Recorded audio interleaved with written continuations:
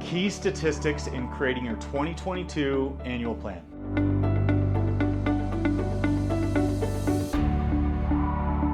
Hi, my friends. This is Clint Stitzer with Stitzer Properties and the Purposeful Practitioner. And today I want to ask you one leading question. Are you riding the wave, or are you really riding the wave? Let's take a look at the example. Over here, we've got a wave pool in Tokyo where we've got the thing is just full of people on tubes. They're going to go wherever the momentum takes them. Wherever the crowd goes, they go, no control. Alternatively, over here, we've got Kelly Slater's wave pool.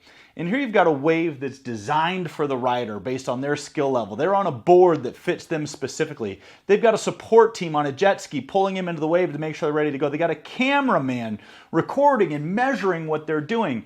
And then over here in this house, they're recording all this data. They're sending it to a room. And in that room, there's a coach that's giving feedback to the surfer on what they need to do better. And then when the surfer does fantastic, they use the footage and they promote it. Okay, now that right there is a wave.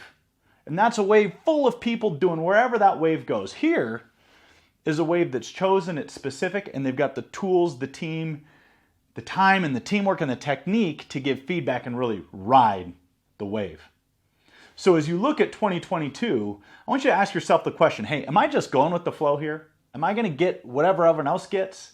Or have I designed myself an outcome where I can really ride this wave? Whatever this wave does, do I have the ability to do so? So to help you make those determinations, I thought I'd give you some key stats that came from the 2021 National Association of Realtors profile of home buyers and sellers. It's like a 200-page document. You log into NAR with your credentials, you go into the shopping cart, you get it for free, but they have tons of data in there. But these are the ones that we're going to use as we plan our 2022 with our agents that we think are really most important.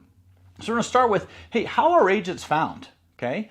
47 and 39% of buyers are referred by or are a friend, neighbor, or relative. So we call this Sphere and PC referrals, meaning, hey, a friend, neighbor, or relative referred, or they are a friend, neighbor, relative of the agent. 47% of buyers, 39% of sellers. Okay.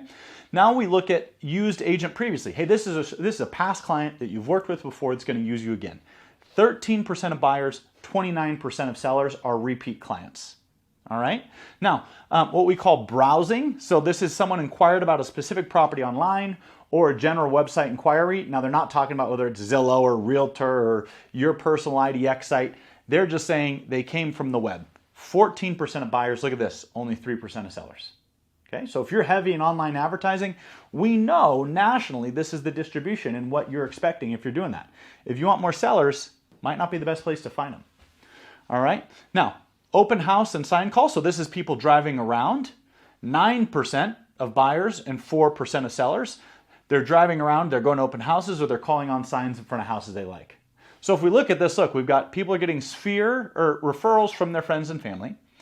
We have people using their same agent again. Then we have people browsing online. Then we have people driving around. Look as it gets smaller. Then down here, we have people asking agents, maybe they're from out of state, for a referral to another agent. So this is referred broker to broker. 5% of buyers, 4% of sellers. And then lastly, you have people responding to farming or cold prospecting. 3% and 4% respectively. Now there's some other ones from the study that are 1% or less, and I chose to eliminate those. But as you evaluate where your business came from in 2021, how many came from referrals of Sphere and past clients? How many were repeat clients? How many people were web inquiries? How many open house?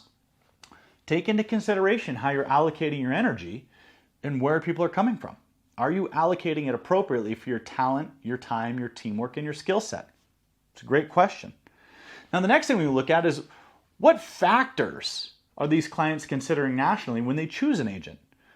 Well, 68% of sellers care about reputation, trustworthiness, and whether the agent is a friend or a family. Okay. Now, this is most important factor. Obviously, all these factors are important to people, but when they chose the most important factor, 70% of sellers, 68%, reputation, honest and trustworthy, is a friend or family member. Okay. For buyers, 69%, close to 70%, is the same. Trustworthiness, agent's experience, they are a family, a friend, and the reputation of that agent. Holy smokes. Factors in choosing an agent are affinity and reputation. interesting. And of course, trustworthiness. Now, what is it that these clients wanted most from their agent? So we know how they found agents. We know the factors they considered when choosing an agent. Now, what do they want from the agent? Well, 90% of buyers are broken into these basic 4 things. Find me the right home, negotiate terms, negotiate price, help me with paperwork, and make sure I'm not paying too much. Determine what comparable homes are selling for. Sellers, 96% of sellers want to make sure the home is priced competitively, that it's marketed appropriately to get the right buyer, okay? Find the right buyer for the home and market it appropriately. Sell the home within a specific time frame, which goes hand in hand with pricing competitively. Guide the seller on what to fix so the home will sell for more money. And then guide negotiations and manage paperwork, okay? Those are the core services. That's it. And so as you evaluate, hey, where am I going to get my business for my practice? And you evaluate, what am I communicating my value? What factors am I putting front and center so people can choose whether to work with me? And then lastly, what skill set am I providing and what services am I providing and putting front and center so that I know that what I'm providing is what the market says they want, okay? These are all very important things to take into consideration as you make your 2022 plan. And this is what we do in our company. In fact, tomorrow we're going to spend 9 hours going through a 55-slide deck using data like this as well as data from our 2021 plan or 2021 outcomes to help each agent in our team create a very, very specific plan that's measurable and achieves meaningful goals for them. I hope that you spend the time to do the same thing. I hope that this data is useful for you as you make this decision. If you have any questions, comments, you want us to help you out, we'd love to do so.